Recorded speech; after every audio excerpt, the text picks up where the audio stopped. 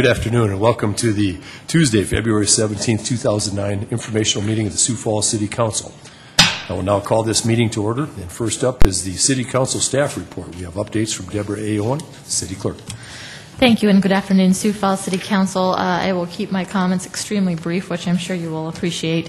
The memo that went out earlier or last week would be most of the updates I would give you. Just to remind you that Breakfast Club is tomorrow at 7:30. I know some of you are sojourning to Pier for an event there, but if you are in town, 7:30 Breakfast Club. That's everything. Thank you. Very good. Is anybody here? Nobody's here from the mayor's office? Yeah, Councilor Knudsen. I'd just like to go a step further with the Breakfast Club. The topic is going to be Sports Authority, and Mike Sullivan, our executive director, and also Kevin Lampe, our chairperson of the Sports Authority, will be presenting the program tomorrow.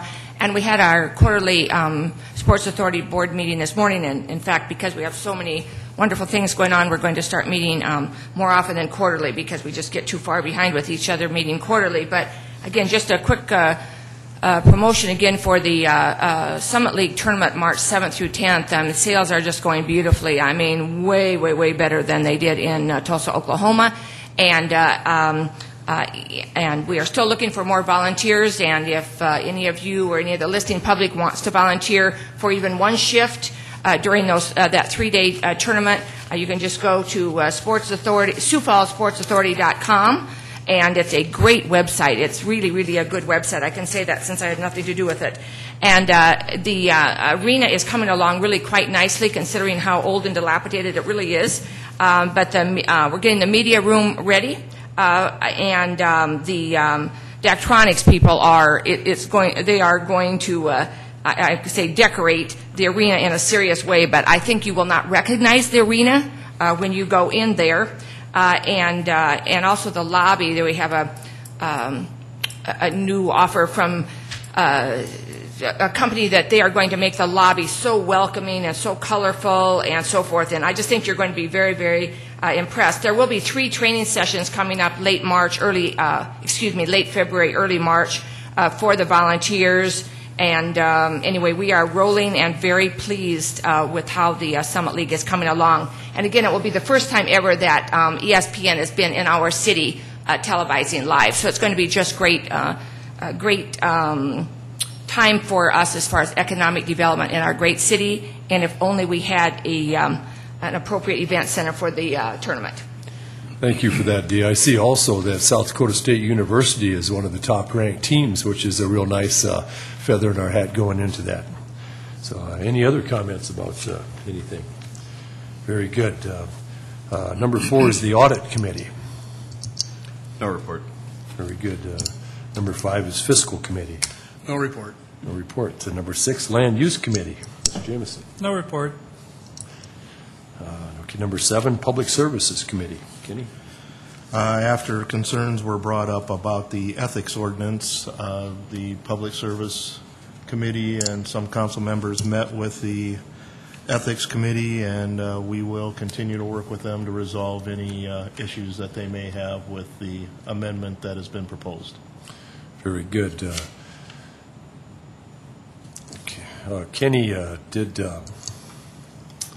never mind, I guess, never mind that. City Council open discussion is number 8 there. Is there anything for the greater good? Councilor Costello. Last week at the Informational, we had a discussion regarding an executive order that changed, or I guess essentially deleted the notification to the council on the changes, transfers from the 1,000 to 2,000 class. And we visited with the mayor and Tom Huber about those changes. And after that, I feel a lot more comfortable about it, and I'll briefly explain it to you. This is and we all got it, and I should have made copies, I apologize. This is the notice we got from the mayor at the end of the year, and that's the only time these happen is at the end of the year. And basically they say we're transferring from wages and benefits 1,000 class to cover shortfall in 2,000 class or vice versa. What they are proposing to do with the change in the executive order is to not give this notice, but what they are doing is on the back of the last pages 22, 23, 24, and 25, of the December 31st financial statement have those transfers in great detail by department. So, for example, just look at one. Public Works Administration transferred, looks like approximately $2,000 into the 1,000 class and $15,000 into the 2,000 class, and it came out of somewhere else. But at the end of it is a total that shows the balance, and this happened to be for this year was $3.8 million. And that $3.8 million is part of that $5 million, approximately $5 million, that goes back into the unreserved cash balance. So the net of it is we actually will be getting more detail, not less detail. These transfers only happen at the end of the year, and they are going to be a part of the financial statements at the end of the month. So I was satisfied. I think I tried to explain it the best I could. Questions of Councilor Costello? Very good. I'd like you to know that I sat in on that too and was quite satisfied that it was just a matter of them putting out a piece of paper that had no numbers or no significance on it and waiting to put them into the context, the proper context of where it belonged. Any other questions on that subject? Very good. Then we're going to move along here to, is there anything else here for open discussion? Nothing? Very good.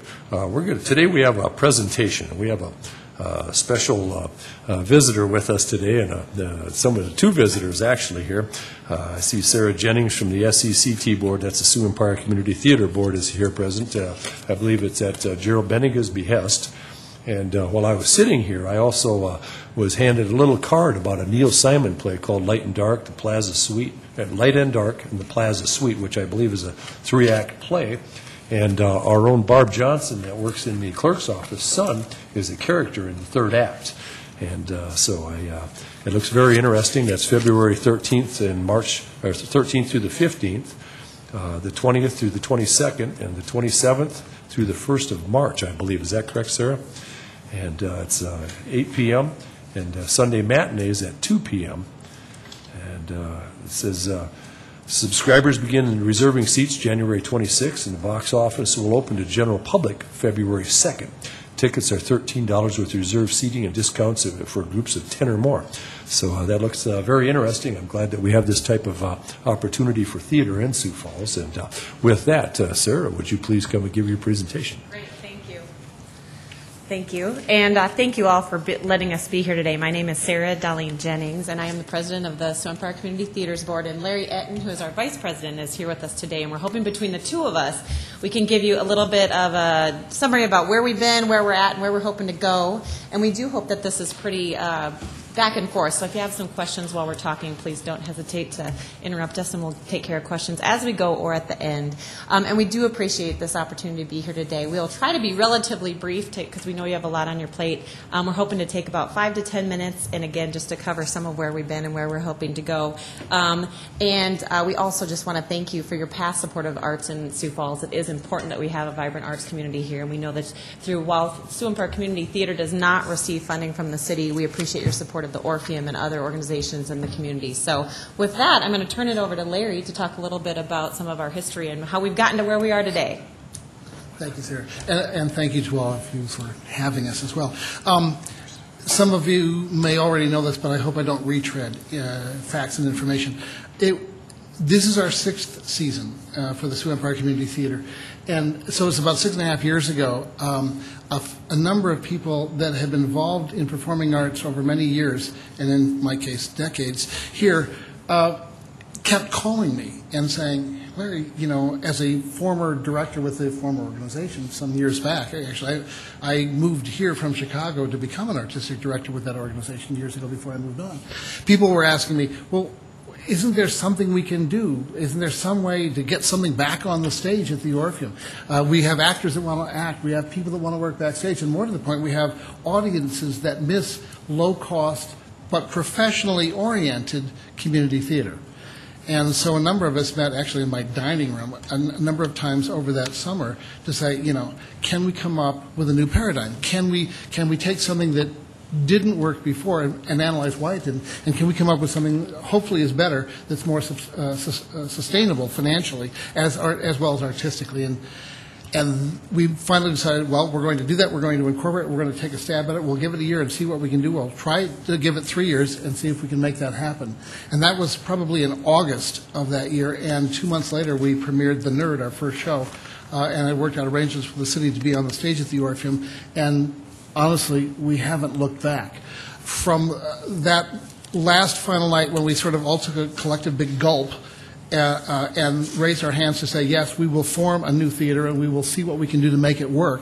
We also dug deep into our pockets and threw all the change we had, I mean, it sounds like a cliche, but it's absolutely true, into a hat on the table to say, okay, we need to write some letters, some cards, we need some postage, and we need to get in and talk to the mayor and other people about what we have to do to start this and be able to use the Orpheum Theater to make it happen. Here we are 6 years later. What we decided to do and have kept up from then till now is we do principally 3 shows per season on the main stage. Usually the one in the fall and the one just in the winter, as we just opened this last week, are straight shows, as in non-musicals. And then we try to do a major musical in the spring. And we've sort of kept up with that ever since. We did give you a handout here, and I won't go through this all, but if you have a chance to look at it, you may notice it shows the progression of growth, and we're very, very proud of that growth, honestly. There's a couple of things that you may look at under community support of the second major category. If you come across from attendance and growth, we jumped in the 2006-2007 season to 10,412 people, which is a major increase from before. And then we dipped a bit in the 2007 and 8 series, which I'm going, well, that was really a bummer. Well, the reason that is that way is because the musical in 2007 was Grease. And this was a phenomenon like we couldn't believe. We had people hanging off the walls for that. We sold it so well. There was like nothing that we could do the following year that could kind of match it. And by the way, because of that, we've decided to do Grease every other year. Actually, I was overruled on that. But if you look below that to season ticket growth, we started season tickets our second year. We had 180, and I'm very, very proud to say we're at 1,145 as of The Crucible, our fall show this year. We tried to do something that had never been done here on this main stage at all, from what we can tell, and that was very successful. Of course, we had some very talented people. I'm just sort of looking over there, because if you saw that, you know that Denise was in the show and was wonderful in it. So, at any rate, this sort of brings us up to date. We have been also expanding in what we can offer and continue to. We look forward to working with the South Dakota Theater Association with their Act Fest. We won that our second year out statewide, and we didn't quite win the regional, but we were hoping to. But we did well for our first time out, and we're looking at that in the future as well. And last year, in addition to our expansion of the children's theater options that Sarah will, I think, address here shortly, we also expanded into the Andy Zabel Theater to do our premiere show there, a musical called The Last 5 Years, a brand new off-Broadway show. So artistically, we're moving forward. As you very kindly mentioned, Plaza Suite is going gangbusters right now, so we have 2 more weekends, so we would hope that many of you could come and see the caliber of work that we do. It's a great show. I personally think the third act is the funniest one-act play ever written in the English language, so you can hold me at my word to that if you see it and you don't like it. And I should mention, by the way, that starting next Monday and then Tuesday and Wednesday of next week, I'm having auditions for the musical Chicago, and I would cordially invite all of you to audition. It would be great fun to have you. And on that note, when I see blood rushing from your faces, I will turn this back over to Sarah. Thank you, Larry. And Larry briefly mentioned this, but one thing when we were formed, we really felt strongly that we needed to make sure that we were financially stable, that we were doing good shows on our main stage, the 3 productions, and before we expanded a lot. So Larry touched on that. Last year we tried a couple things, both children's theater. We did sort of a pilot program last summer with Missoula Children's Theater. We put on The Little Mermaid, and to have 200 kids show up for auditions in the Orpheum Theater that one morning was unbelievable. And then the next Saturday we had about 80 kids that were up on stage putting on the show. And that was something that we really felt like we needed to respond to. The Orpheum Board had brought to us a suggestion to bring in something like Missoula's Children's Theater, and when the Sioux Falls Children's Theater went away, that sort of has left a void in our community. And so we really wanted to walk before we ran, make sure we had the adult stuff that we were doing on the main stage solid and financially as an organization solid before we expanded too much. But we're at the point where we feel like we can do more, and our next priority really is doing more for kids in our community. So we're really excited about that. We're hoping to bring back Missoula Children's Theater or maybe the South Dakota Children's Theater theater this summer. We've applied for a United Way grant to try to get some more programming for kids year-round here in Sioux Falls, and so we're very excited about that expansion. The other piece that we're going to try to expand in the coming year is that right now we have 3 part-time staff. We have an administrative person who helps make sure the bills get paid and the board minutes get out and those sorts of things. We have someone who is on contract for us doing set design, and then we have a box office manager who obviously is running the box office. And we're hoping that in the next year we can expand that too, to have someone who's kind of running the show full time, because right now our volunteer board and all of our volunteers who show up to build set and make costumes and be on stage and run the lights and everything else, put people in their seats. We have an amazing group of volunteers, but we need even more support, and we're kind of at that point where our board really needs to do more. So I think with that, that's where we're hoping to expand. The challenges we face in the coming year is just make sure our budget stays fiscally where we need it to be, conservative and that sort of thing. One thing that I did want to note on this, on the summary that we gave you, is the number for the total Orpheum rental days in 2008. I found out from SMG this past year was 199. And so as you can see from there, we are the largest tenant in the Orpheum. We hope to stay that way. We love performing downtown. SMG has been an incredible partner for us, and so we're hoping to continue that. Going forward, we hope to continue that partnership. So with that, Larry, do you have anything else to ask? I would just add one thing about the Children's Theater, if I may, and that is one thing we did last summer that we feel very strongly about. We started working with Children's Theater with the Girl Scouts and did workshops and things like that a couple of years previously. When we expanded last summer, it was a very serious consideration. We're doing well financially, but we have no extra money. And the concern was, well, can we do this or should we charge? And as a board, we decided that we really didn't want to charge the students for participation at all. We wanted as complete across the board. We wanted no roadblocks, no walls between us and the students. Now, as we expand our theater program, we may have pay-for classes, which we may have scholarships for, but we know in the summer we want to keep it as free and open so that everyone across the board of the community, if they can get there, they can be part of it. And we're actually pretty proud of that. Questions of Sarah and Larry. Mr. Benninga. Well, first of all, I guess I think that we as a council ought to thank you for being so successful, because a number of years ago when some of us started this process, we had pressure to either tear that down or to sell it. And unfortunately, we didn't listen to that, or fortunately we didn't listen to that. We received a wonderful gift from the Zabel family and from Senator Johnson, who was able to get a grant through Congress at that time to help with some of the renovations. And frankly, you've proven that this community does step up to the plate when we have a community need, and to go from 22 days of rental days to 199 is phenomenal. And we as a council are very appreciative of the success that you've had, because that's a wonderful historic facility. And we're glad that you're doing well, and we hope that you continue your success. Councillor Knudsen. I'd just like to echo what Councillor Benninga said. In fact, I kind of repressed those terrible days right when I was first a city councilor, because really the whole Orpheum financial situation was really the first crisis that the councils worked on when I became a city councilor.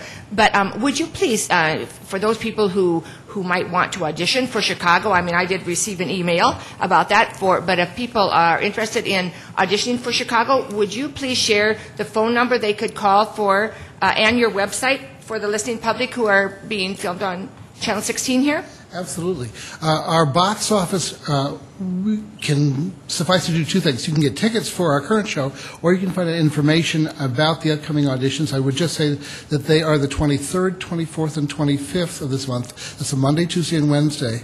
And they will be at the Orpheum Complex. We're going to be having them all over. We've rented both the classroom and the theater itself and everything in between, so we can have dance and music and vocals in different places.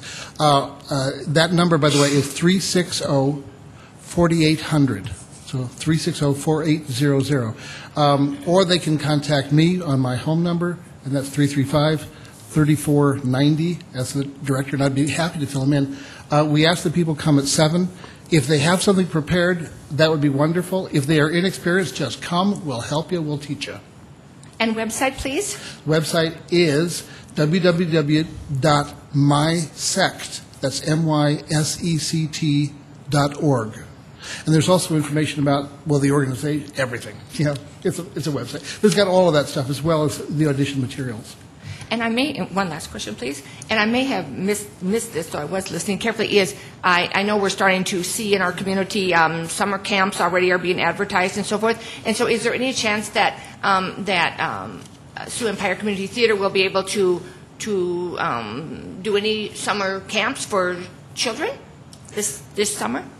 We hope to, and I think we're hoping to bring back the Missoula Children's Theater group that did the Little Mermaid last year. We don't have a date yet, but we'll put that on our website as soon as we have. We hope to have a date within the next month or so. We've also talked about the idea of camp, and we know that there are other organizations. The Y is doing a summer camp, USF is doing a summer camp, and the city has summer options in the parks as well. And we don't want to step on anyone else's toes. So for the time being, at least, we're sort of keeping that into what our bailiwick is, which is with live performance within the Orpheum on a traditional theater stage. But we're looking at everything. And I guess if we can expand in ways that are not going to upset anyone else's apple cart, we certainly don't want to be stepping on those artistic toes, if you will. But if there's room for us to do it, we will. Councilor Brown. Well, first of all, just congratulations on these quality numbers. We really appreciate you sharing those with us. And congratulations, too. I've been fortunate enough to go to some of the productions, and the quality is really incredible.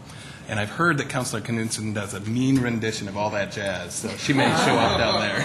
I would look forward to that. I wish. Thank you. Any other questions of Sarah and Larry?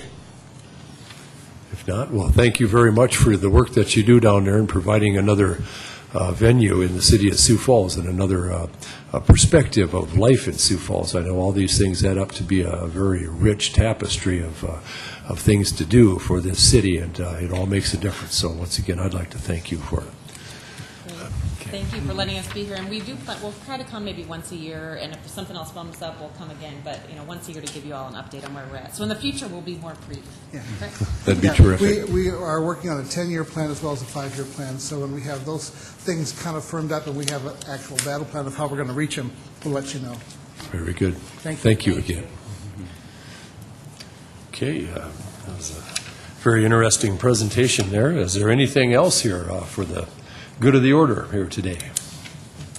Seeing nothing, why, I was speaking with my vice chair here, Councilor Costello. He's in charge of all the vices, and but we were talking about the executive session that we've been putting off for quite a while, and it involves a personnel matter. And so I would look for a motion to adjourn into executive session to discuss personnel matter. I so move, Knudsen. Got a motion for the first second. Second. Second, Gerald Benica. Very good. All those in favor say aye. Aye. Aye. Okay, the ayes have it. We will adjourn into executive session.